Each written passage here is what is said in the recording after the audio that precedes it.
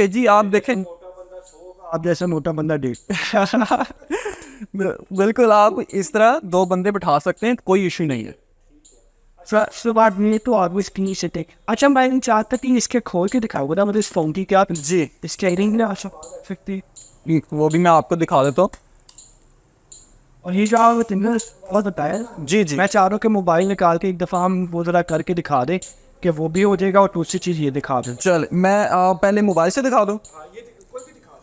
चले पहले ये कर लेते हैं, इसको मैंने अब जिस तरह ऑन कर लिया, ये इसके अंदर ये आ गई थी। ये आपको स्पेस मिल जाती है कि अगर आप मोबाइल, पर्स वगैरह और डॉक्यूमेंट्स रख सकते मोबाइल चार्जिंग की भी पिन लगी हुई है। हैं। जी बिल्कुल, इसमें आपको यूएसबी पोर्ट मिल जाती है, आप अपना मोबाइल भी चार्ज कर सकते हैं।